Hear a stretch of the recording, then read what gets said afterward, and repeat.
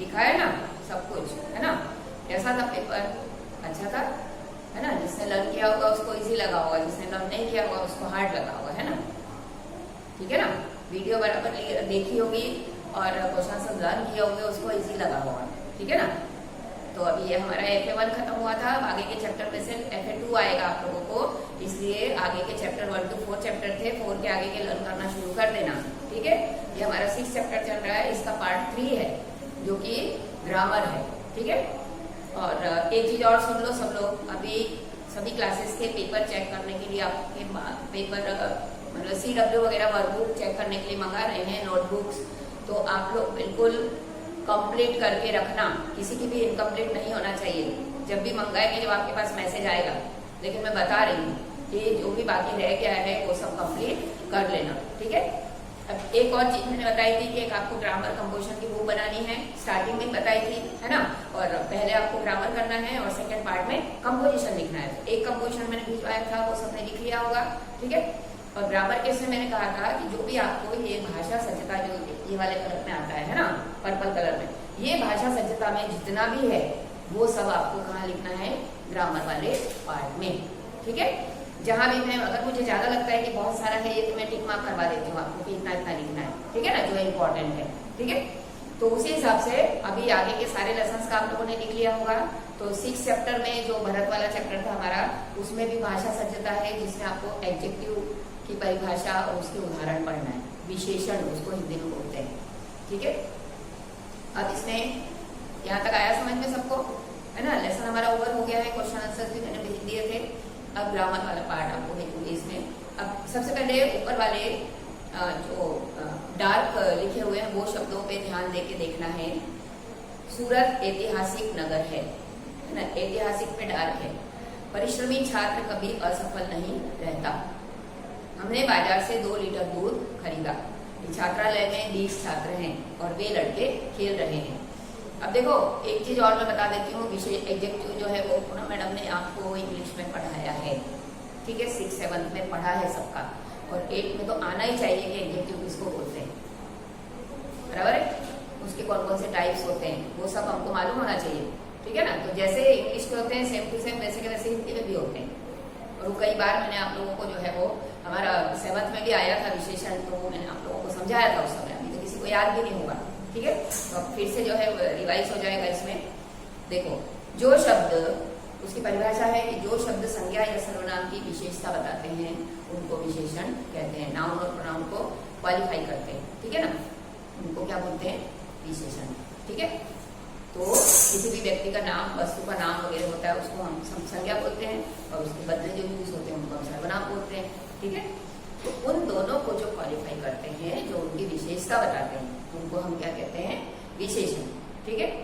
जैसे उदाहरण से बताते हैं, सूरत ऐतिहासिक नगर है। ठीक है। सूरत कैसा नगर है? ऐतिहासिक। तो सूरत की विशेषता क्या है?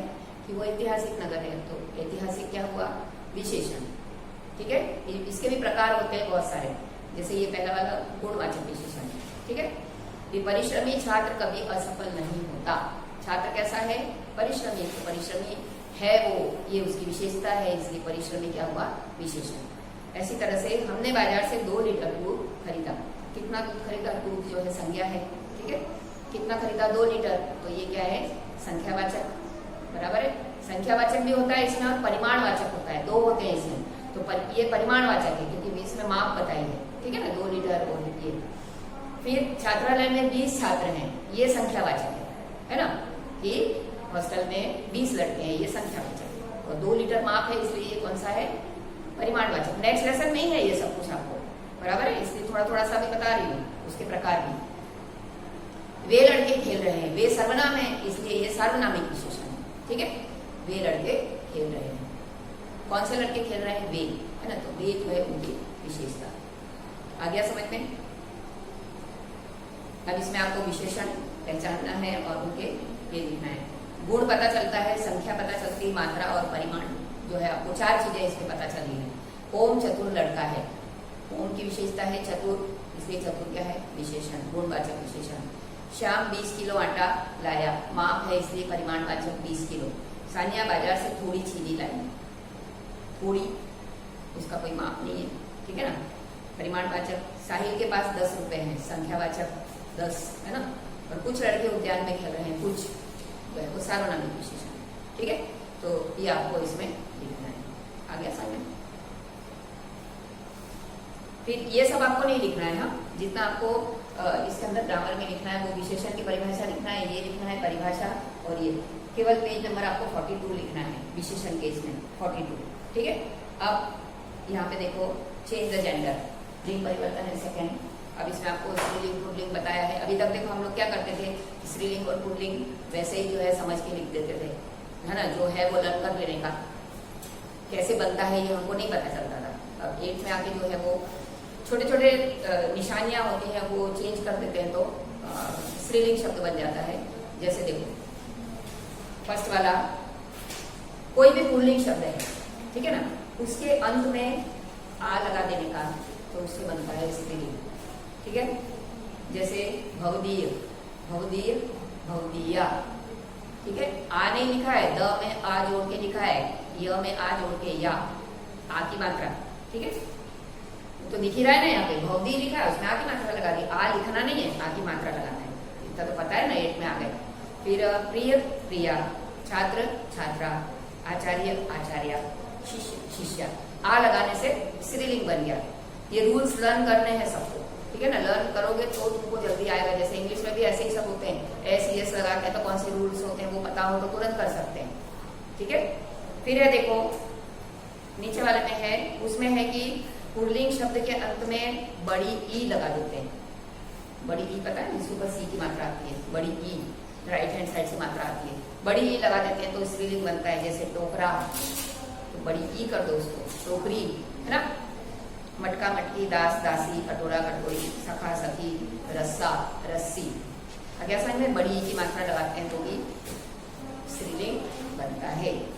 फिर है बहुत सारे पुल्लिंग शब्द ऐसे होते हैं जिसके अंत में नी शब्द लिख देते हैं हम लोग, तो स्त्रीलिंग बन जाता है। वो आप 4th से पढ़ते आ रहे हो, 4th में मैंने सिखाया था।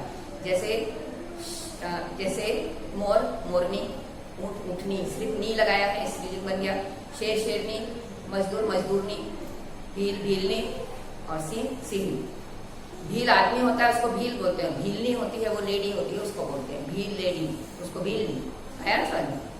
अब नेक्स्ट हमारा है इस प्रकार के पुल्लिंग शब्द के अंत में इन जोड़ते हैं, इन शब्द जोड़ते हैं तो स्त्रीलिंग बनता है।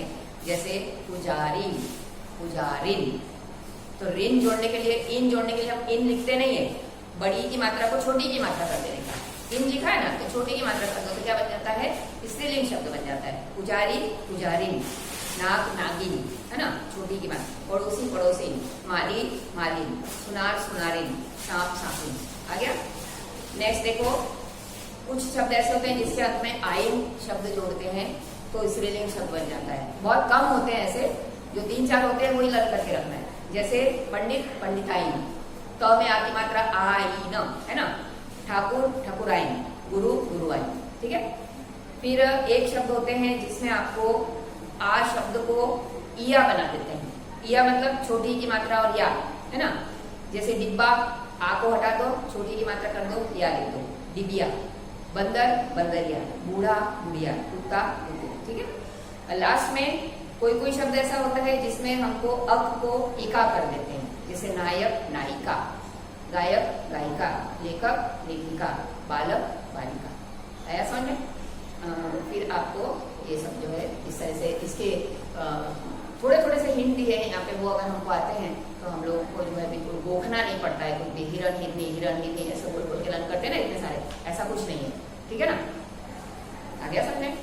तो इस तरीके से आपको ये आपका 3rd पार्ट जो है 6 चैप्टर का खत्म हुआ है। ठीक है ना, तो इसके बाद फिर हम लोग इतना सब कंप्लीट कर लेना, फिर हम लोग अगली बार 7 चैप्टर शुरू करेंगे। ठीक है, ओके, चलो बाय।